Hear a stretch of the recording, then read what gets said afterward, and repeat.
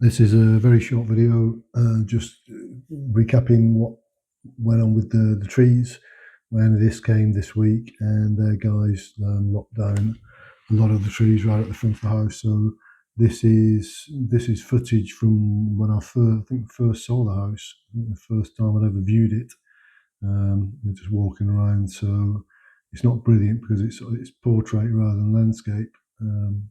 The video, but you can get an idea of how overwhelming the trees were either side of the house before both myself and the tree surgeon got to work on them. So you had huge branches sort of overhanging the front pathway, overhanging the porch, obviously working its way through the cables on the left hand side.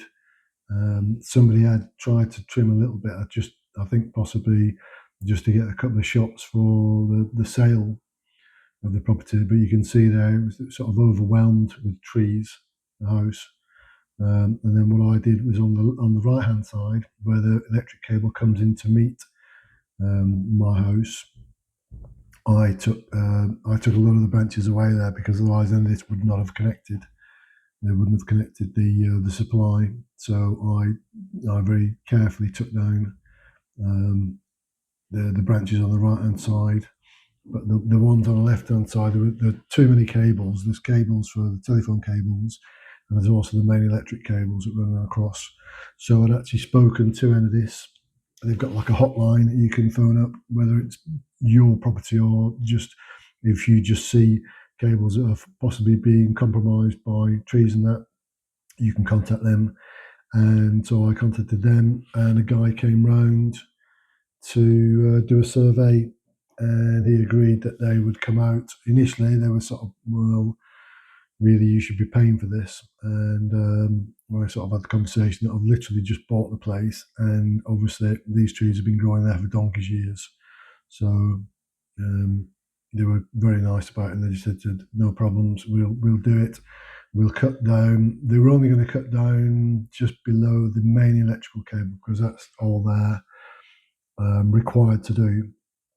But like I said in the previous video, I had a quiet word with one of the tree surgeons there and just asked if he could do his thing and get them down to around about the height of the cables.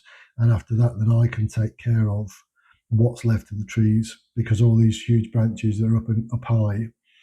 And it's a tall roof, and the conifers went well above, the pine trees went well above the front roof there. So this is a guy getting to grips with the sort of the final tree nearest to the house. He did sterling work. He really did. They were at it for about 3 hours, chopping through this cable, which means chopping through the branches rather, which means that it's now giving me half a chance to get the other ones down. The only downside is that they don't take anything away with them, so everything that drops just gets left in your garden. It's down to you to clear it, but that's a minor consideration. All things to do with this, I'm quite more than happy that they did what they did, and it was well worth the wee fee that I paid the chap. And there you can see then from the rear of the house now, there's no trees visible at the front of the property. There's this tree on the right hand side, but it's not a major problem. I can cut that back.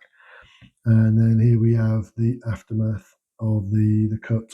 So, like I say, they're still tall, but they're all below the cable height, which means that I can take them down one by one, and I can fell them. What I normally do is I sort of climb up, put a rope up near the top, and then attach it to something solid on the opposite angle, sort of possibly my sort of front wall, or one of the concrete posts, and put some tension on it before I start doing the cutting. And that way, normally you can dictate exactly where the tree trunk is going to fall. So there's still quite a few small branches on the other trees near to the telephone cables, and you possibly can't see from that, but they are actually all below the telephone cables. So that's not going to pose any problems at all. And it's just a question of me getting round to it. sometime in the next month or so. I need to try and have a bit of sort out of what's already been cut down, because there's masses and masses of branches and stuff now in all around the garden, the front garden and the side garden. So I need to start to tidy some of that up first, take care of that, and then I can get the main trunks down. So it was very, very productive day. Thanks ever so much to those guys that came in and were accommodating as far as doing a little favour for me. And there you can see there's a mass of branches and foliage. And the idea we've already spoke about. Somebody suggested getting a shredder, which is a jolly good idea. So I'll be looking to deal with that. And also I'll be looking to make trellis and stuff with some of the branches and whatever else I can do. I mean, I'd like to keep the main trunks. I think they're always useful. You can do things like someone else has suggested, garden furniture, which is quite a good idea. Can have a go at constructing something rustic for the garden, and raised beds and stuff like that. So it's this was just really a very short video, just so you can get an idea of where we're at now with the trees. The trees on the right hand side aren't really a major problem. I can cut them down as they are, because there's nothing in the way on that side. It was really this left hand side that was the front left hand side, which was a major problem. So anyway, hope you enjoyed the video, and thanks for watching, and I'll catch you on the next one.